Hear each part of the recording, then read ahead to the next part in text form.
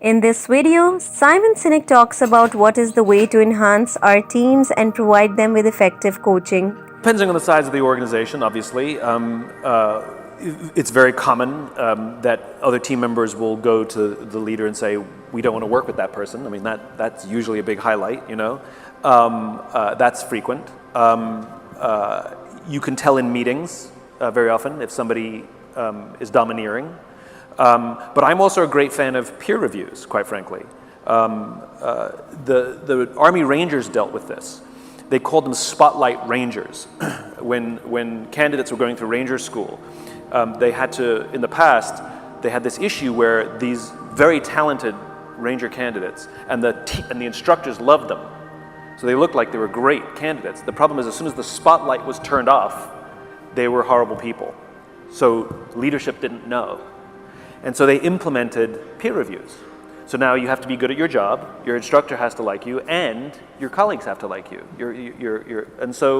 And by like, I mean respect, and you're seen as a team player and help each other out. So if all you're doing is reviewing annually someone's performance, that's insufficient.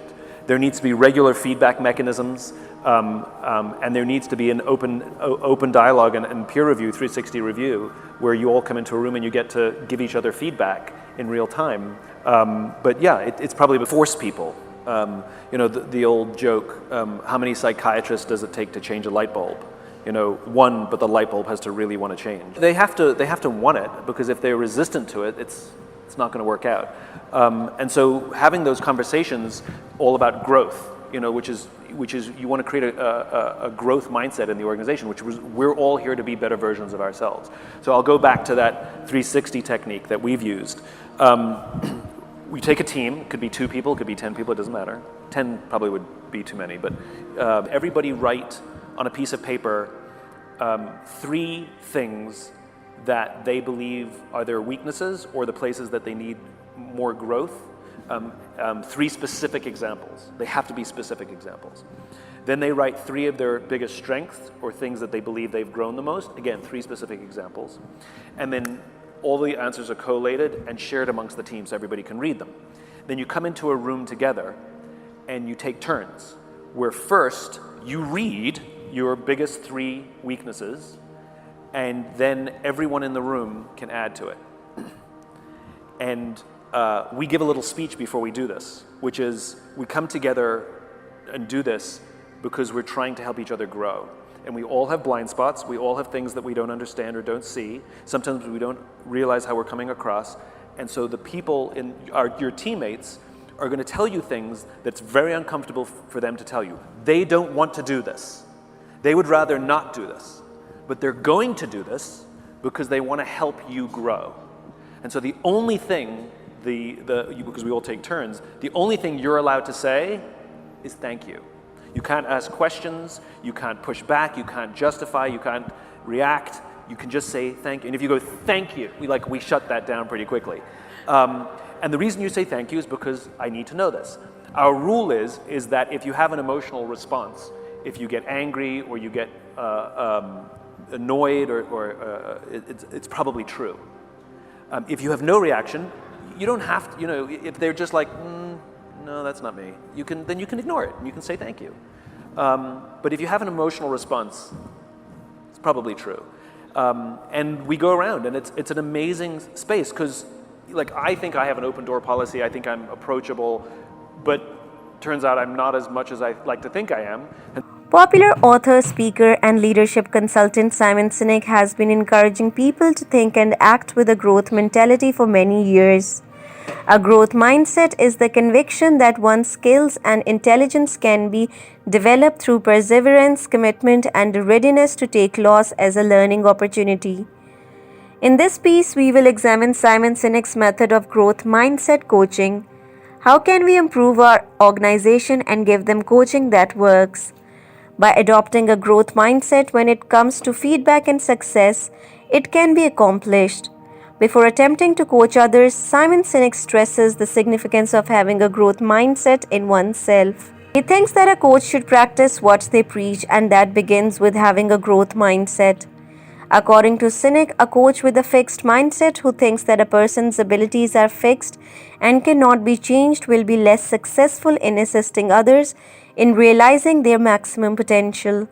After adopting a growth mentality, Sinek offers several suggestions for coaching others to do the same. Put work before innate talent. Success in a growth mindset is determined by work rather than inherent talent. Sinek suggests that rather than praising innate ability, coaches should commend their students' effort and commitment. Coaches Coaches can assist their clients in gaining a feeling of agency and control over their own success by emphasizing effort. Encourage taking lessons from mistake.